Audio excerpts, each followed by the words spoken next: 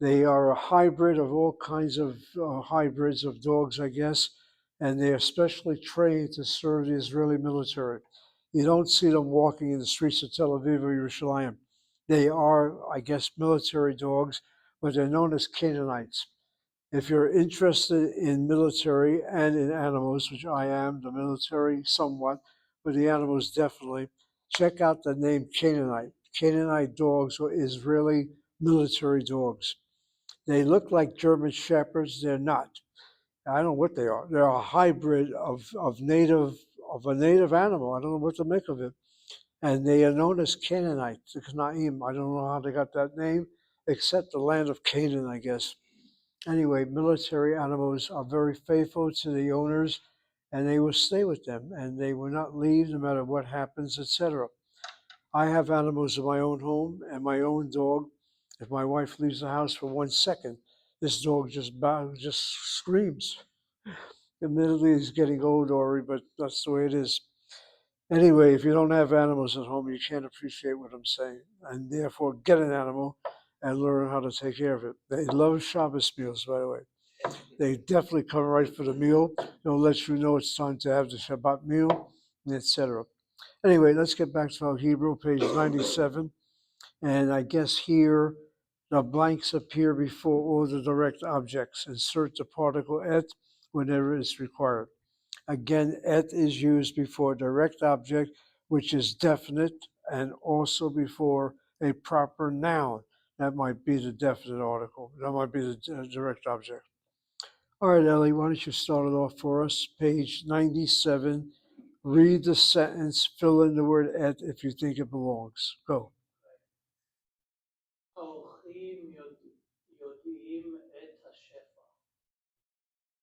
Okay, Orechim Yodeim. I like the way you read it, Yodeim. Et Shafat. How do you say it? Shefa. And why don't you translate that into English?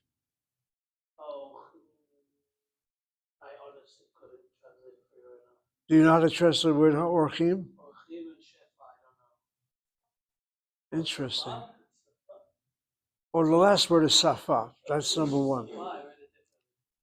And Orechim, so well, the way you're acting these days, just knock on any of our doors, you'll be invited inside. An oreach, you know what an oreach is? You know what an arucha is? Do you have breakfast at home? That's right, a meal, but it's a special meal. It has the word guest in it. So our orchim are the guests, no, and then eta safa. The last word is safa. Admittedly, when you see a word for the first time without vowels, the difficulty in reading it, but after a while, that same word occurs a few times, and you pick up the Hebrew that way. The guests know the language, ha'orachim, but I like the way you read it as yodim, not yodim. In fact, when you start reading it as yodim, you'll start ending up with yodim, and that's definitely a violation. Yodim is without the ayin even. So yodim, try to sound the shvana following the long vowel that follows the first root letter. Yodim as a safa. Tamshich, continue.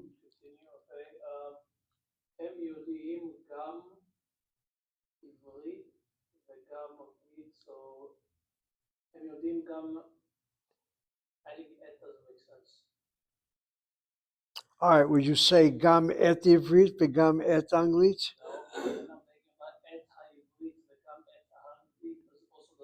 Okay, he's having difficulty. All right. All right, let's stop here a moment. That word ivrit and that word anglit, before Ellie came to class today, I went through a whole number with that word. That word is an adjective in Hebrew, and therefore it is not a noun. So you might get away by saying, so it says here, the sentence has a yumdim gam ivrit v'gam anglit, instead of saying gam et ha-ivrit v'gam et ha-anglit. I don't mind you saying it that way because ivrit and anglit are adjectives. They're not really the noun itself. On the other hand, if you're going to see ivrit as the noun Hebrew, noun English, then I guess you have to use the et. But Hebrew, the names for languages are adjectives, they're not really nouns. That's the difficulty here. I'm trying to see what she does. She has et Uri and she has also et Yerushalayim. So languages are adjectives, you said? That's right. I spent a whole 15 minutes on it. The names of Hebrew language in Hebrew, the names of languages are adjectives, and what's implied is the word safa. But safa is not written out. And now I'm looking at page 96 on top. You'll notice how she has Uri writes English. She has Uri Kotev Anglit. Rina Yodat Ivrit does not use et Anglit or et ha-Anglit even. First of all, if this were really a noun, then you don't have the definite article anyway. It's duplicating the definite concept. Okay, get that down now. When it comes to languages, English has them as nouns. Hebrew has the names of languages as adjectives. You don't use the et in front of an adjective unless the adjective is in front of a noun, which is definite. So sentence number 2, I will agree with what I just said. Hem yodim gam ivrit v'gam anglit, not gam et ivrit. So you just leave it blank? Leave it blank. Take the next one, number 3. Okay.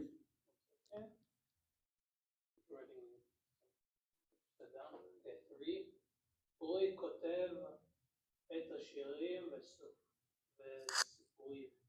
All right, you're adding the ha in front of shirim, but read the sentence as it says.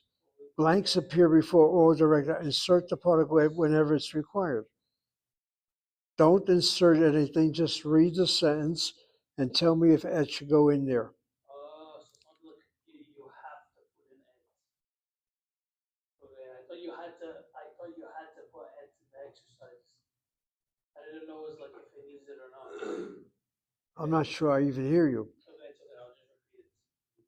אורי כותב שירים וסיפורים. That's right. Since there's no since there's not hashirim and hasipurim, then you leave the et out. It simply says writes songs and stories. Doesn't say writes the songs and the stories where you have to use et there. All right, we're getting there. Take one more to redeem yourself. Sentence 4. הוא כותב הספר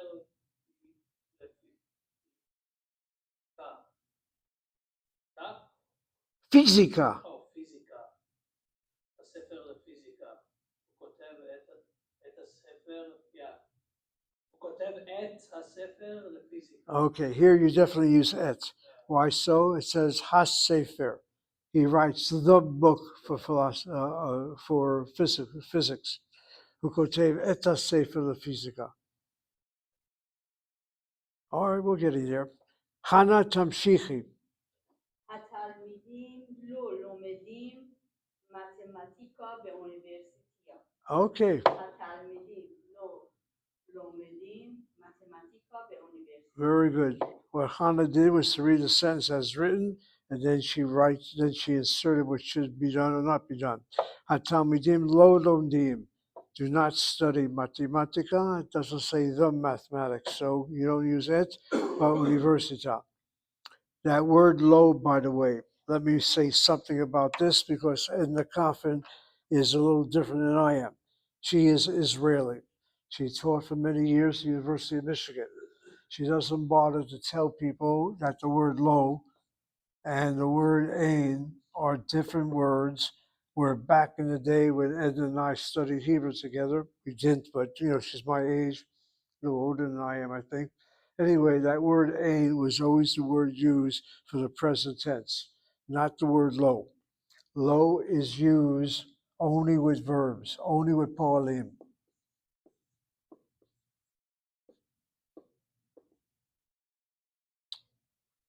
I'm looking at that word poal. Yeah.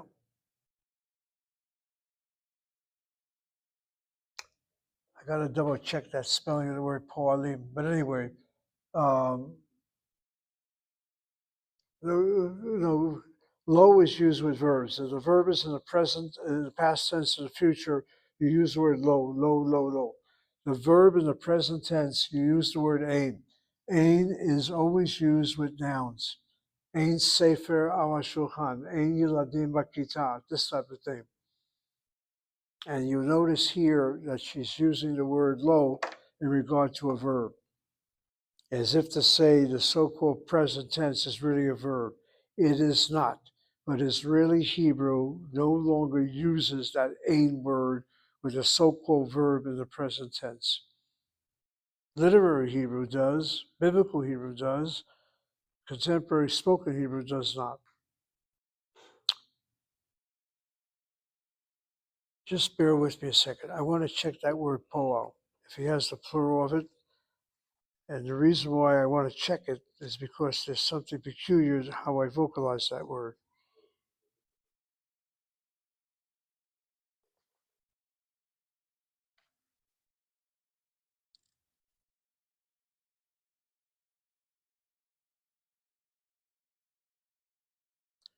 I have the word poal here.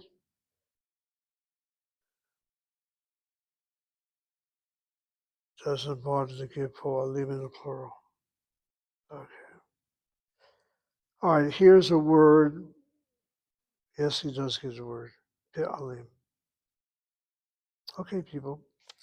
Let me correct my error on the board. I was hesitant when I wrote that word poalim on the board, and how much more so, it's good that I checked it. The word poal by itself is a Hebrew word for a verb. Poal. Again, it's a play upon those three letters, the pei, ayin, lamed. It means a verb, poal. If you look at it, it has the form of a singular noun, like the word boker. The difference is the laryngeal letter ayin causes the sego to become a patah. The plural of laryngeal letters of singular nouns are that. The plural of the word poal is pe'alim.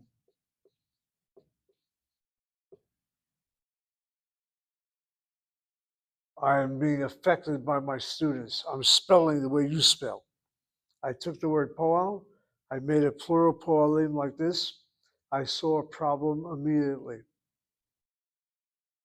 I've got a media cholam that has to be accented. I've got a CI and CVC at the end, long vowel, closed syllable, has to be accented. You cannot have one word with two accents. That's what stopped me. That's why I carry a dictionary. I make sure the dictionary corrects me. Pe'alim is a plural of poal. It's a good word to know. Pe'alim, pe'alim, pe'alim. Most people will probably say poal, poalim. They don't bother with any spelling anyway. But it's pe'alim. Verbs, essentially. It means verbs, yes. All right, so let me get back to my Hebrew right now. And that word lo is really used with verbs, and ein is used with nouns. That's why the present tense is not really a verb. Ein should be used. So how would you use ein with sentence number 5? Hatamidim einam lomdim, Inam, meaning they do not study. Yeah, if you want the present tense of that sentence here, lo lomdim should be ein lomdim. That's an easy way out. Einam is they do not. Einam. That's using ein with a suffix ending for they. Einam. Eino, for example, is he is not. Eino. Eineni is I am not. That type of thing. Einenu is we are not. So einam is they are not. Enu is we are not. Einenu. Ein- Einenu with two nuns. Oh, that one right there only has one nun. Is that so? No, I wrote the word einam. Above it. Oh, Eino. Eino means he is not. Oh, okay. There's a whole declension of the word Ein. I don't know if she introduces it later, but don't need to bother with it now. So Haim, Ein, Haim, Lomdim, if you want to say it that way, is easy. But Haim, Einam, they do not. Lomdim. So how do you say, if he is not, how do you say he is? He is Yeah. simply who. Who? Who he is? The verb to be in the present tense does not exist in Hebrew. He's not. Let me repeat myself, Baruch. The verb is our present tense of the verb to be does not exist in Hebrew. So it'd be Eino Zadik Ein Rasha. Who Rasha? Okay, Einhu Rasha is awkward. Einenu Rasha. Oh, Eino Rasha. You use the word Ein with pronominal endings. Oh, okay, but I wouldn't say he's not a Zadik. He's a bad person. That's what it means. He's not a bad person. Einenu Rasha. Oh no, but I want to say that he's not a good person. He wants to That say, he is a Rasha in affirmative. So Rasha is masculine singular. Let me spell out the word. I know what you're trying to say now.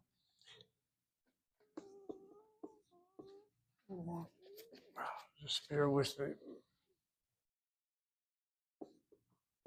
Rasha spelled with an ayin, not with an aleph. Rasha is evil person.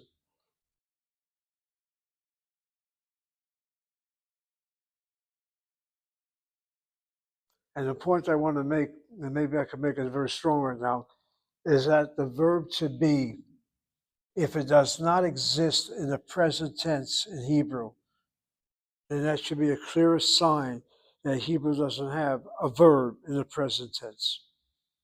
If the very verb existence to be does not exist in the so-called present tense, then Hebrew has no awareness of a thing called present tense. And you can start with the four-letter name of Hashem. And you can start with Moses asking God, Ma Hashem, what's your name? And the response, yeah. God doesn't use the present tense at all. And he doesn't say, Hayiti, Asher Hayiti, I was that I was. Yeah, I shall be. What do you mean you shall be? Aren't you existing?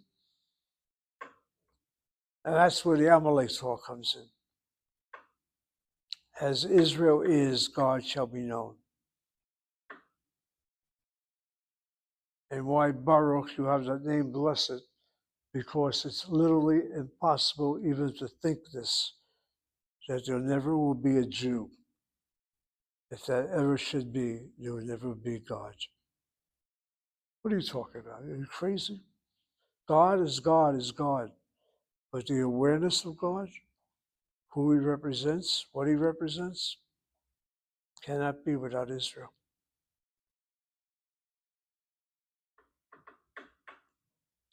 That's why Yirmiyahu, that woman says, you better know how to do Torah if you want to work out with me. I'll teach it to you. Take these people very seriously. The convert to Judaism is a very serious person. They take this stuff very seriously. I appreciate it because most of us born Jews can only see it from a distance this way. When you choose something rather than be chosen to something, it's even more precious. Speak to any Christian who comes to evangelize. They have a similar type of reaction. All right, let's go back to our Hebrew right now. I'm trying to get my head together. My head goes in all directions right now. 97. Wait a minute. Let the old man find it himself. I'm just trying to find out where I left off with Eli here. Okay, we did basically sentences number 4. No, 6. We're 6 now. we did 4 and 5. Yeah, okay. That's right, we did 5. For time we did lo lomdim, and then we had the problem with that word lo lomdim, enam lomdim. Okay, number 6. Eli, you did your reading already. Back to Hannah. הם לומדים Okay, psychologia. פסיכולוגיה. Okay, הם לומדים פסיכולוגיה. okay. Hey, lomdim psychologia. You don't use the word et because psych. לא, לא. Okay, I know I'm just repeating it out loud because psychology here is not this psychology, I guess. Okay, these words psychologia and words like universita and words like matematica and physica, these are all borrowed words that Edna used at the very beginning. And something I find unusual as you're studying Hebrew, at the opening stages, she throws in these big words that are found in the university. Go ahead, Hannah, next one. אנחנו שומעים אורי. אנחנו שומעים את אורי. That's right, very good. Anachnu shomim et uri. Why the et here? Because uri is direct object and definite by virtue of the fact that uri is a proper name. Anachnu shomim et uri. It's so easy to say Anachnu shomim uri. No, it should be et uri. All right, Baruch number 8. אנחנו רוצים מקום במיליון. Very good.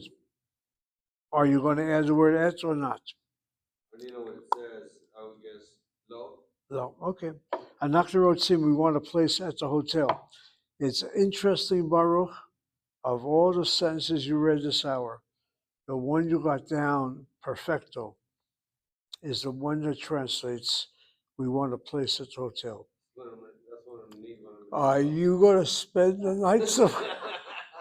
Just a couple hours. I mean, yeah, I understand. You're just going to investigate to see the room. Yeah, Be like very that careful about that phrase, we want a place at the hotel. for a few hours. Anyway, the word malone, let me just say something about the word malone. It's a good word to know. The word malone itself. Low. One second. The word malone is spelled this way. There's another word in Hebrew, milon. Milon is a dictionary.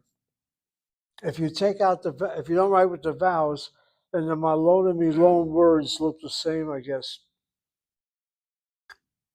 And the word malon comes from a Hebrew verb, an ayin vav verb, lamed vav nun. The word means to spend an overnight. Spend an overnight. And I guess that's what a motel or a hotel is all about, sleeping over. That's the origin. Lamed, it's an ayin vav verb. You don't see that many ayin vav verbs yet. So Elon is Milon is a dictionary, and the word milon, let your mind think a little bit, is from the Hebrew word milah. Milah is the word for word. Milah is a word.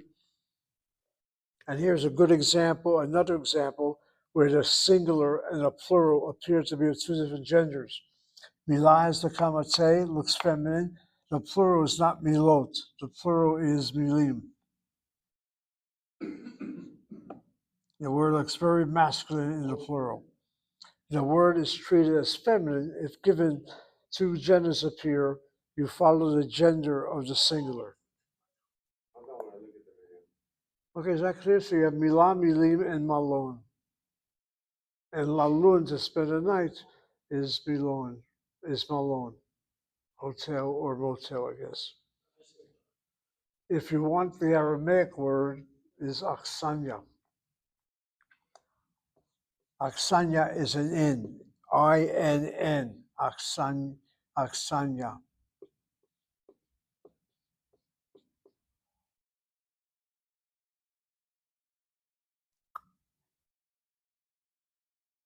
There's a classic story. Stay with me on this one. I cannot tell you the source. I heard the story from a very Sephardic rabbi. It tells the story of Jesus. It's probably part of a Talmudic tradition. Jesus is said to study, are you listening, Hannah and everybody? In a yeshiva. And basically the rabbi says to his students, like Professor Zev is saying to his students, we're not going to have class next Tuesday. So the Talmudim are asking the Rav, why not? He says, I got to go somewhere. I'm going to be at an Aksanya. And the Talmud Jesus, according to the story, basically says, excuse me, you cannot go to the Aksanya. Why not? It's an inn. There are prostitutes there. Yeshua is saying to the Rav, you cannot go to the Aksanya. Is that why he was ostracized? Just wait a minute. It's a story. Oh, okay. I heard this from a Sephardic rabbi. He's quoting a Talmudic tradition. And Jesus is told, stop. I'm going to the Aksanya. Not knowing that Aksanya is not a place for just prostitutes, it's also an inn. He's got to be traveling. The next morning, Jesus comes into the room where the rabbi is. And the rabbi is doing this. The first thing you see when you see a rabbi doing this is he's waving his hands, go away, go away. Was Jesus wrong in what he was trying to do? He was trying to tell the Rav, you're going to go to a place of infamy. Waving the hands, according to what I heard from the Sephardic rabbi, the rabbi was saying the Shema. Shema Yisrael, waving his hands. Jesus saw it as rejection and turned his back and walked away.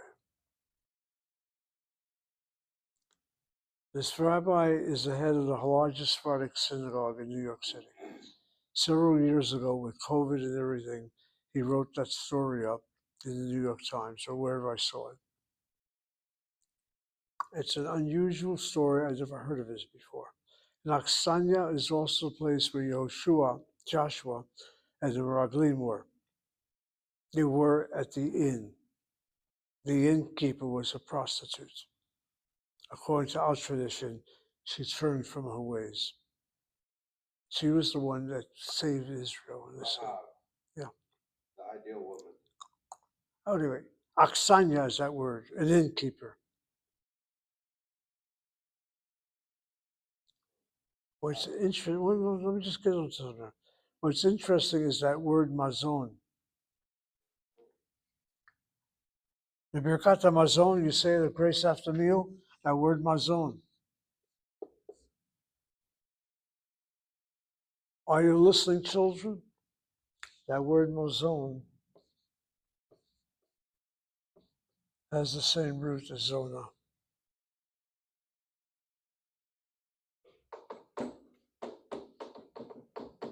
You go to an Aksanya, you claim it's a nice hotel, it may not be. The meal of the mazon, the one that invites you, is a zona. It'll teach you how to kiss a mezuzah, but before you go into that room, you're going to have problems. See what's going to happen? You can play with words. But the story of Jesus being waved away because he tried to do something good did not understand that the rabbi was saying the Shema. And as I saying the Shema, Jesus was being rejected. Which differs the Jew and the Christian. If only somebody like Zev Garber were there, I could have had the two understand. They were doing right things, but they misunderstood each other. Misunderstanding. That word no and that word no. Keep that in mind when you see the video now. You've got to see that video. You're going to stick around until I finish this. All right, we've got a lot of stuff covered this hour. And every time I do something like this, my mind goes elsewhere. Yeah, that makom b'malon. All right, continue to read. Were you reading, Baruch? Want me to continue? Number 9. אנחנו לא רוצים המקומית. Yeah, so אנחנו לא רוצים because ha is a definite article and it is not, so it'd be et. Fine. What does it mean in English? אנחנו לא רוצים את המכונית. We don't want the machanot. מכונית. What is that? Car. Oh, machine. Yeah. מכונית is a car, a machine. אנחנו לא רוצים את המכונית. It's a מכונית, not מכונית. The word is מכונית. Let's just stop here again. I'm sorry if I'm going to take longer this hour. I just have. Okay. The word is מכונית. Again, the word is a borrowed word in Hebrew. It's the word machine. You have a CI and CV. It's the first syllable. Do you all see that? The men, the shvana. Then you have the consonant, you have the long vowel. CIN, that's an iron letter. CV. Second syllable is CVC. Accent, mechonit, the last syllable. All right, the next two. Yirmiyahu, try to finish up that exercise. Rina Pogoshet Shavarim Avada. All right, you got it more or less. Rina pogeshet chaverim ba'avoda. Could you translate that for me? Rina is with friends at work. Pogesh is to meet. So Rina meets. Rina meets friends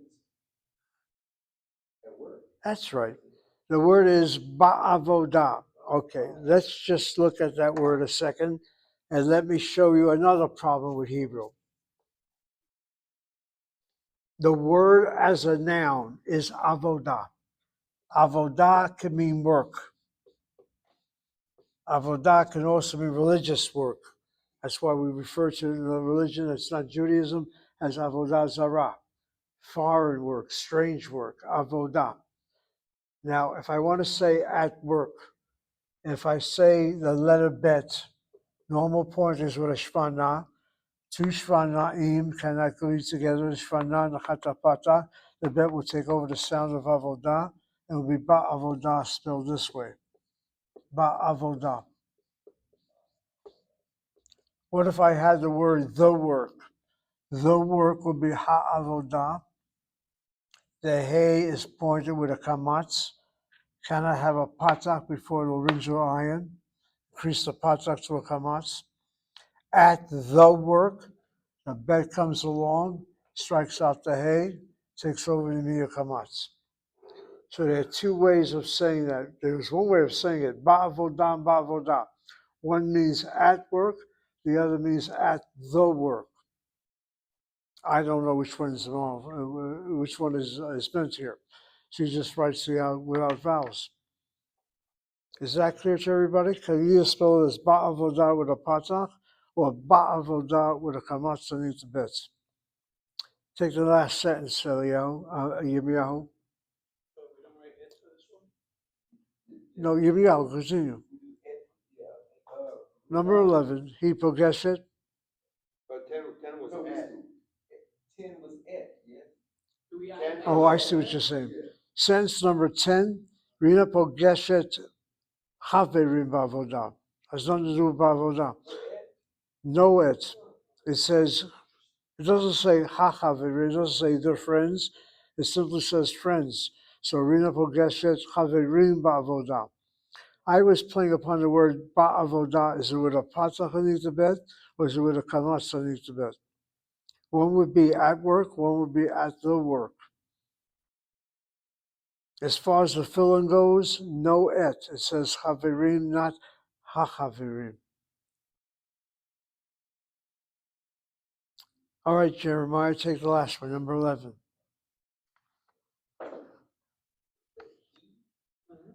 Pogoshet Shavarim Avada. Are you reading number 11? He Pogoshet Shavarim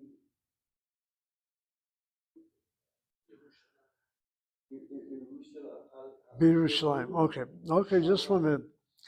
All right, let's just go over this. Are you going to say et or not? Yes, at. Okay. All right, hypogeshet, the word is chaver, is the masculine singular. Chaverim is the plural. Again, people, I know I'm being very persistent about this. I just would like you to pick up a good grammar after a while. The singular is the word chaver. Once you add the plural marker, this kamas is going to reduce to shvana, several places removed from the accent. The chet cannot take a shvana and is placed to hatapata, haverim. That's the spelling, first of all. And since it has the no hay in front, the last one has a hay in front of it, so the pointing of the definite article would be the patach underneath the hay. Ha-haverim. You all see why? The hay's normal pointing, the hay's normal pointing is to the patach. Before the laryngeal letter, it's going to increase itself to a kamatz. Ha-haverim.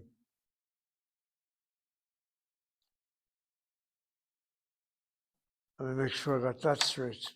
Hypogeshet, and then the et in front of it. Et ha-haverim, and then the letter bet. The letter bet, normal point is shvana. You point it with a chirik and drop the shvana underneath the yud if the word begins with a yud and a shvana under it. Be Yerushalayim. All right, people, I'm not going to keep it any longer. On Thursday, we will have our last class meeting. Check the calendar, make sure next Tuesday is no class at school. So Thursday will be our last class. We will finish this unit, and I'll probably go into unit number 4. Okay, people.